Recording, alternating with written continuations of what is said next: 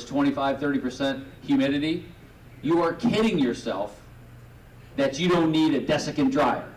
And this was the single most costly and painful experience of my first 4 to 6 months, to the extent that the conversations with Deborah would be, I'd come home pissed off, not happy, bad mood, and she'd say, hey, leave that at the shop. You brought this on yourself. You deal with it. I don't want to hear about it every night when you come home.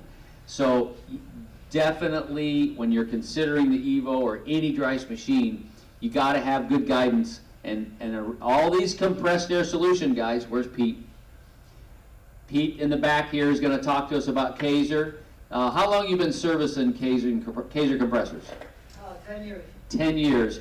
So every compressed air guy, not Pete, but every compressed air guy I talk to that's helping from us, you don't need a desiccant dryer. So I had a couple guys, I had to distill it down to a very simple thing. You know, when I started, you're constantly pulling the trigger with your right arm. You know, you're running the gun. You know, and so this particular muscle, you know, was a little bit jacked up. I was a little Popeye over here and just average old Scott over here. So I would just ask these compressed air solutions guys, say, look, because I can't convince them that you don't need a desiccant dryer. He could use a refrigerator dryer. He could use a cooler. I said, no, you need a desiccant. No, and we had this argument. I say, how big is the right wrist muscle? How big around is that? How defined is that? I'm like, what are you talking about? Until you've run a machine that we're using and you've done 50 or 100 cars, I'm sorry, your input doesn't work. You've never run a dry ice machine. It's not a sandblaster. It's different media. Different circumstances. So the desiccant dryer is a big deal. So that's the next thing coming in the store. We're going to flip the switch on the Aero Creeper, because some of you guys have bought an Aero Creeper recently. Who bought an Aero Creeper? Yeah, Brian bought one. So there's a couple sales that we missed. We got to turn that thing on. So I just, you know, my main desire and interest was to have Matt here to see what's evolved from what you've done. And you know, who here found me first before Matt? That ain't very many. And that does not represent the greater, if I ask that of all 61 people that are in our Patreon group, the vast majority of people came from, you know, your exposure. And so you've got a very unique demographic of people, and it's even more than just OCD. I found it to be very satisfying and enjoying to engage with your clientele, if you will. And so kudos to you, and I wouldn't mind a little round of applause for Matt doing this. Yeah, I'm just glad that you're doing this for these guys. I mean, it's going to change people's lives. Yeah. Yeah. It's going to change a lot of people's lives, and the ability to, you know, I think of this as like, this is very early, you know, paintless stamp repair. Yeah. Just, I know so many guys that do that. It's just made fantastic livings, that live in nice houses, and the kids' college is paid for. It's life-changing. And it's a way to learn how to build a business. And you have the choice. You can do it for yourself, or you can build an army of people traveling around and build trucks, and the sky's the limit in this. And I think this is a way for a lot of people to figure out a way, you know, my 28-year-old independence, you know, example, right, of doing something and getting to play with cars that you love, and not have to do something that sucks. You know? Well, and I will tell you that one of the really cool things, hey Kyle, good to see you. Excellent, you made it. One of the really cool things is you never know, like Mark, probably our most, come on up, our most prolific cleaner so far. It's Mr. TikTok. You know, if you go on TikTok and you go to put hashtag DryceNation, the only reason there's 10 million impressions is because of this guy. Not the only reason. 18. We're up to 18. 18 million? Oh my gosh, it's crazy. So Mark Ranieri from Philadelphia, he's a Patreon OG guy. He bought a cold jet from me a year ago, about, maybe even more. And I think he's probably, I'm going to have a problem where I'm no longer going to be able to say I've cleaned more cars with Dryce machines than anybody in the world. It's about to get crushed, which is a good thing, because that's what we want. So Mark, talk a little bit about your experience and some of your reservations going in, and then how it's evolved for you, and then how, you know, your impact on the group and how you feel. Have you been able to extract any value back from the group as being a part of this? Have a seat. Alright, so I'm a little different with starting because I started with a shop already. So my mechanical shop has been around for 7 years. We do full mechanical on everything. Our slogan is we'll work on anything from Henry Ford to Elon Musk. We work on every car from start to finish. So this seemed like it could be a good service to add to what we do. I looked at this, God, I saw Scott's video probably 2 years ago at this point. I thought it was more detail oriented. Gave it to the detail guy I work with, and he kind of looked at it, didn't want to take the jump. I went back to Scott last November, and or 2 Novembers ago now, 2 Novembers ago, and said, hey, you know, I want to get into this. I demoed a machine, realized some of the hurdles to get over, and then started talking to Scott, starting talking to Coljet, starting to talk to Kaiser, and that's when we really dived into the desiccant. And we went from refrigerated to desiccant dryers, and it took me 6 months to get up and running. So May 1st, I sent 2 guys down here to train. May 1st, we started pulling the trigger for the first time. Set up a whole new unit for this, and I hired someone just to run the machine. So that's all he does 40 hours a week, is dry ice cleaning, undercoating, ceramic coating of the bottom sides of cars. That's all. So we kind of, there's definitely value in the group. I look at this as a business coaching group. Some people will say, oh, it's a Patreon. I know, this is a business coaching group. This is how to start a business. This is how to run a business with dry ice. And it's all the information on profit and loss, and there's models and stuff like that for guys. From there to techniques on how to run the machine, how to get all this equipment set up, from all the trial and error from all the guys that have bought these, because there is trial and error. Starting and getting everything set up is a lot of work, a lot. I think everyone will agree to that. Absolutely. So how, you've been up and running how long? May 1st, so it hasn't been a year. So what kind of cars are coming in? All types, or do you have a specific niche? That's why I called him up here, because when the phone rings, you don't know what the next car's coming, and you've had some pretty cool cars. We work on some wild cars. I have some great customers. I have some great wholesalers that I deal with, so you never know what's going to come in our door. We do a ton of Porsche work, we do. And we do some very rare Porsche work. We had a 993 RSR Club Sport, and we have an RS America on the lift currently. A BMW CSL E46. So we work on some rare stuff, but then we also have a Citroen Group B rally car, a Volvo station wagon. Volvo station wagon. Yeah, that one. If you don't know about that, go to Bring a Trailer and pull up the $36,000 Volvo station wagon from the 1980s. Yep. Land Rover Defenders we've done Ford Broncos, everything. So are you value add selling to your current customers, or are these people seeking you out for dry ice? Everyone's seeking us out for dry ice. Some of my current customers, hey, this is what we do, and they want it done to their cars, they see the value there. The E46 CSL is headed to the BMW museum, and it's going to be there, and he wanted the car as clean as possible. This was the only way. He also had an E30 we cleaned that car. That came up amazing. So it works really well with service and repair, especially if you cater more towards specialty cars, which is what we do. Because we also can take stuff apart. So some people will say, oh, that's detailing. Yeah, it's detailing on the bottom side, but now we've also gotten into, let's remove this exhaust and let's polish the whole thing up and clean it up, or paint that muffler that's supposed to be flat black that isn't really, or hey, these parts are a little bit too rusted to save. Let's replace some components here or there. Shields are broken. So we're kind of doing a a preservation of the bottom side with replacing a couple pieces here or there. So it ties into the mechanical aspect of what we do every day already. That's awesome. So you have built-in client base plus the ability to add-on sell for things like. And then it takes our mechanical to the next level. You have an engine out service on a 355 engine we're doing right now. Hey, the whole thing can be dry ice cleaned while it's out. That's awesome. You're getting a better product, it's gonna be worth more money. We do a lot of engine out services, we can do that. Hey, one of the super cool things is for the service industry side, and my mechanics love it, they don't clean gaskets anymore. If you break case halves on a 911, you need to sit there and chip away at that gasket.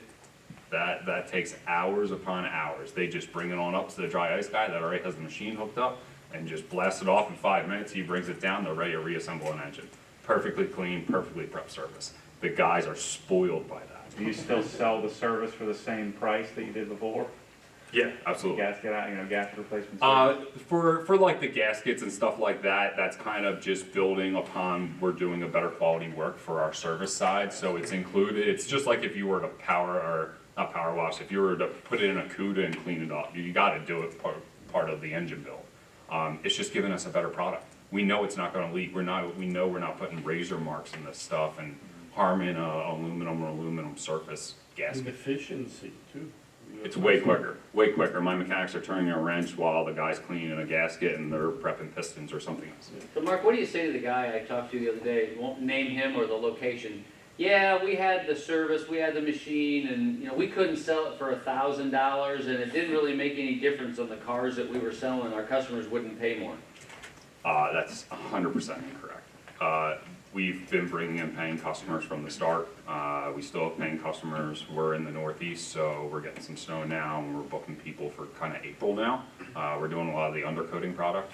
So our undercoating product, we're using the dry ice machine to prep the bottom sides of cars, and then applying an undercoating. So we're getting a perfectly prepped surface to apply undercoating. We're not, spraying undercoating on top of rust and dirt, which is why most of it fails and why it's got such a bad reputation from the beginning. So what did you spend to get up and running? 100 grand? I spent 100 grand. And then what do you think the revenue, let's say for 2022, the revenue increase will be from this? It's hard because Scott asked this before. It's hard to project that because it's so intertwined in my business now. It's not something completely different that we charge 100% separate for. That it's, if you bring a set of wheels and tires in, we'll do a set of wheels and tires. Say we're mounting a set of new Michelins on a Ferrari. Hey, you want the wheels and barrels completely clean, brand new? Yeah, it's $200. We add that on. Let's do some math. So Mark, you're less than a year, right? Yeah. And you've cleaned how many cars? I think we're about 70 cars or Okay, so. so there's some math, and about, on average, to clean a car is, 2K. There were some cars in the beginning we Yeah. did, for some of our great customers, and we discounted some of it to prove it, to build it up, to get experience. Absolutely. would you do that again? Would you recommend the guys do that? You can be counterculture. It depends if you have the business. I think you need to build a reputation and you need to prove your worth. This is an expensive product. This is an expensive service, and I might be able to do it well, and they might go to you, and can you do it as well? There might be some questions. If you don't have proof of the pictures of your own work, I think that's a hard sell for the customer. One of the things when I was starting, I thought, do I start this as a separate business and can name it something completely different, or do I put it under my business name? My business name, Leading Edge Autosport, we have a pretty good reputation. We work on high dollar cars. You'll walk through the shop, there will be always a handful of Porsches in there. There will be 1 or 2 Ferraris usually in there. So I already had trust with my clientele, which is hard when you're bringing in a customer with a $100,000 car, a $200,000 car. If you don't have a name already, you need to earn that trust for them to drop off a $250,000 car to you and say, hey, use this machine that you could mess up. That's the very reality of it, is that you need to earn that trust, and you might have to do some work at a little bit discounted to get the trust of, you know, a car club local, the Cars and Coffee guys local. So- We've had the Porsche club, we've had one Porsche club in for a dry ice demonstration. February 16th, we have Rise and Toter, which is the Pennsylvania chapter of PCA. They're coming for their monthly meeting to my shop. And then we have the BMW Club of Philadelphia coming, I think in March or April. We still need to hammer down. They want to see it. Now all of them are starting to see it, and I'm sending emails out to these clubs. Hey, you guys want to do a meeting here and, you know, learn some stuff about dry ice? They have a lot of questions. So we're bringing in some of the clubs to, you know, we'll put some cars in the air. Last time we had a car half and half done. So they could see a Porsche that's half the air-cooled Porsche is clean, half it's not, and that's a selling point right there. They just stop. So then how transparent are you with those people? Because their question is how much does this cost, right? Starts at $2,000. Every car starts at $2,000. It depends on current condition of the vehicle and what the customer wants. Plain and simple. If they, you know, say, hey, I just want some decent bottom side photos. I don't want wheels pulled. Yeah, it might end up somewhere there, but it also depends what it is. Is it rusty? Is it full of cosmoline? Is it oil leaks? Is it an American car? Is it a Euro car? The Euro cars come up, they have the best wow factor. The American cars don't have that wow factor, but yet they're still cleaner, still way cleaner than what they came in at. Is it covered in dirt? Is it covered in mud? Are we removing all the undercoating off of something and making a mess of our shop? Like the Volvo, that has very thick undercoating all over it, and it came up amazing. But I mean, we probably filled a 5-gallon bucket of dirt with that car. So how long do you think it's gonna take before you can't take, like you're turning customers 1 month, 2 month, 3 month, 4 month in advance? Where you'll be booked out, where your 40-hour a week guy is booked up? I think that will be coming soon, because we're also doing the undercoating and the ceramic coating on bottom sides. So having one guy do all of that, I think we're gonna split that. We'll hire someone to run the machine, and then Ryan, the guy that's been doing it all, and he's been killing it. He has a very fine eye for detail work and loves what he's doing. I think he's gonna just jump to coatings and the final product. So I think we'll split it up that way. Then what? Then it will be another machine. Okay. Then what? Then it will be mobile. What about running machine 80 hours a week? Running as B shift?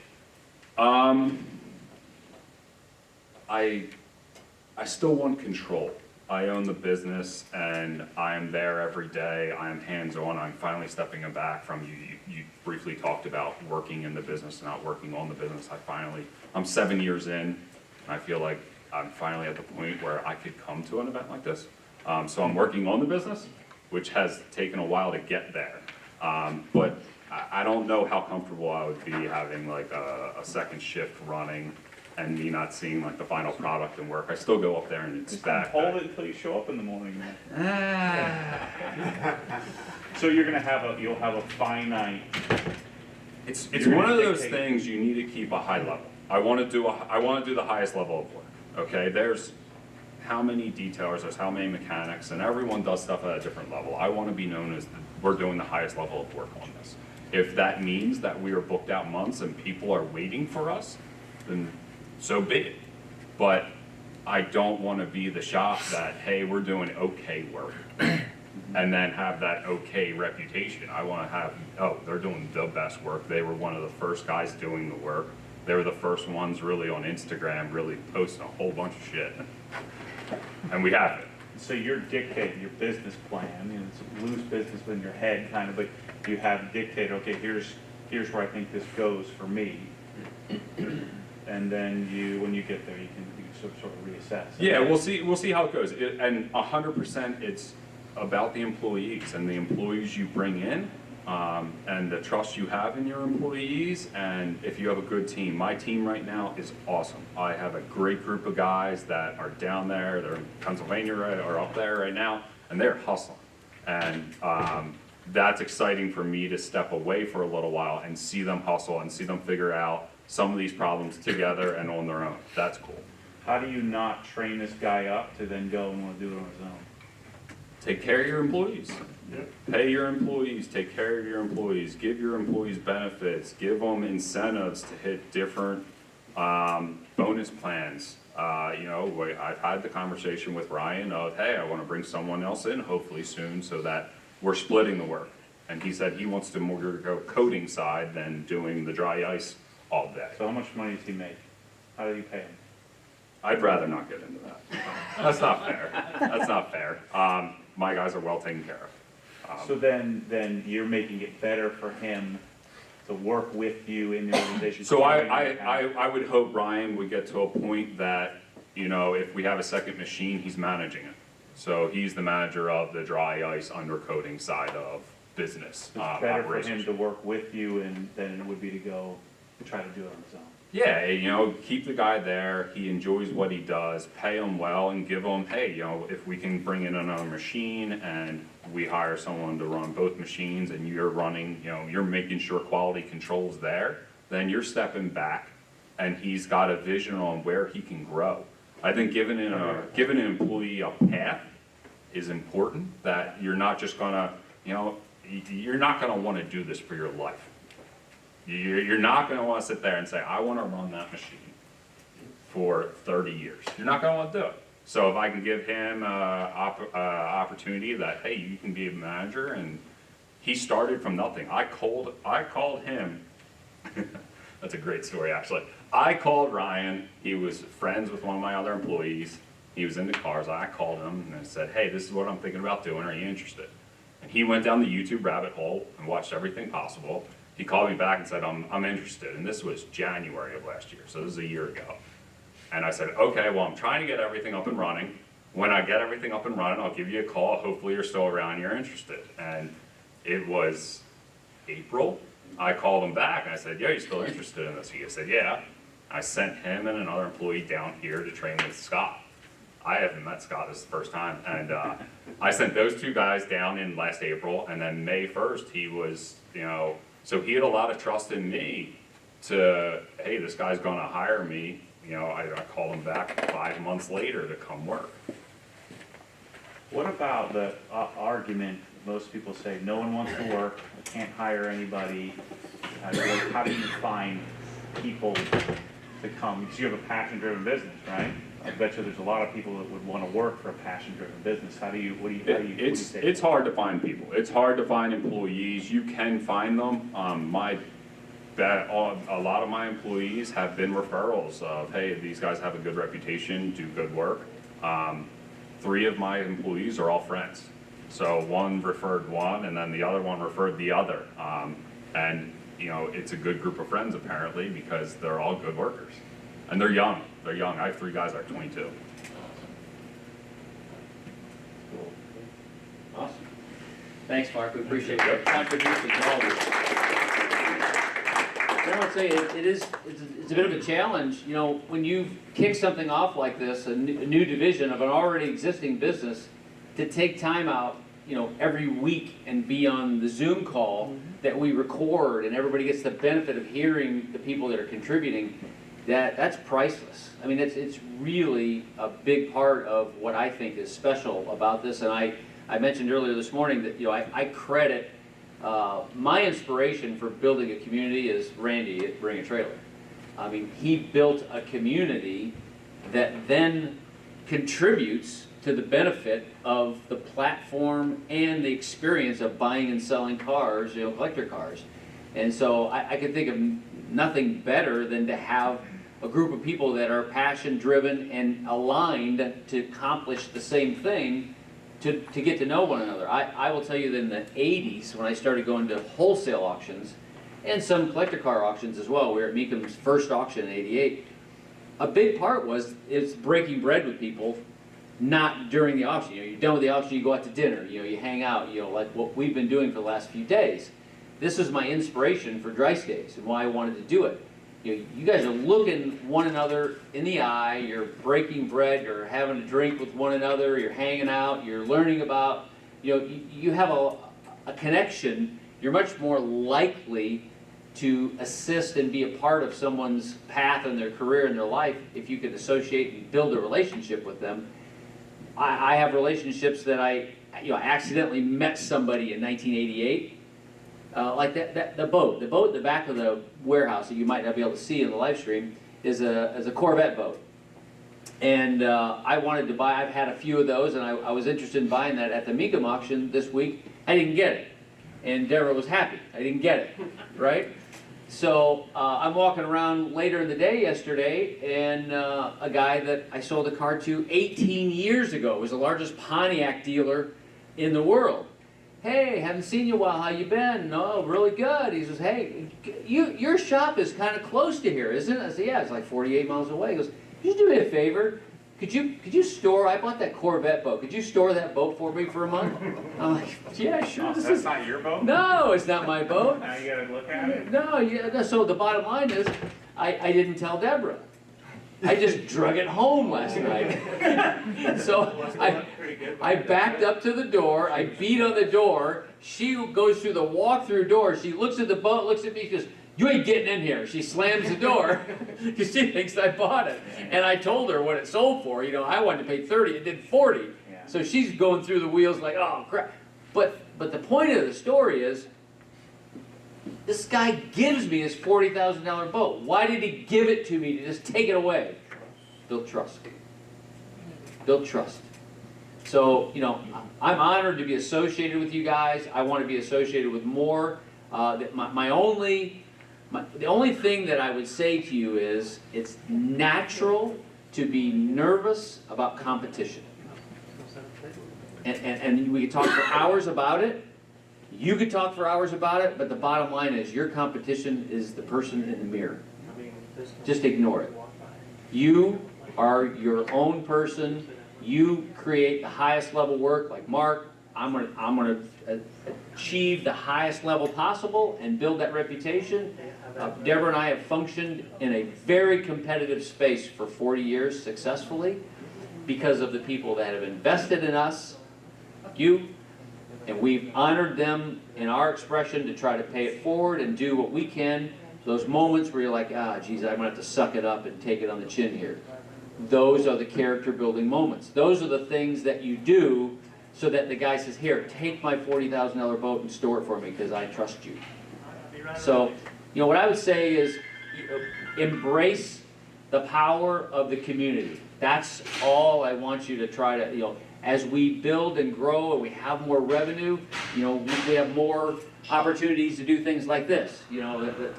Probably the largest collector car magazine in the world today is the Haggerty's Drivers Club. So we got a full page ad in there. And when you go to the website, there's no picture of me on my website or on the Dryce website. It's the map where you guys are. We want people to see where you are and to be able to connect and get to you as quickly as possible. And that's our role. And we're going to explore every way possible to always make sure you have access to the best products and services and techniques and collaborate together as a community. You good? I don't know. All right, we're good. So we're going to have some lunch. We're going to shut the live stream down and have some barbecue. And then we've got Pete, the compressor guy here. Tom in the back. Everybody look back there. Tom Grayford, the best electrician in the state of Florida. And so we're going to talk about power and compressed air after lunch. So, and then we got our insurance guy. If he's not here yet, he'll be here. There he is. We're going to talk about insurance because, you don't want to have all this stuff laid in here and not know that you're covered when you're laying your head on the pillow. So all elements that you got to be aware of, and we're fortunate to have a guy that can actually help you solve your insurance problems nationwide. So it's not like, oh, this is my guy and he's just for me and you can try to find the guy in your area. This is a guy that can help garage keepers, dealers, dry ice cleaning, all that stuff. So we're going to talk to my David. lovely memory. David. Metcalf, thank you. It didn't pop up on you, did it? Forgot my father-in-law's name once. I've been with Deborah 40 years, so don't feel left out if I can't remember your name. So again, thanks for everyone being here. Let's have some lunch. Kill the live stream.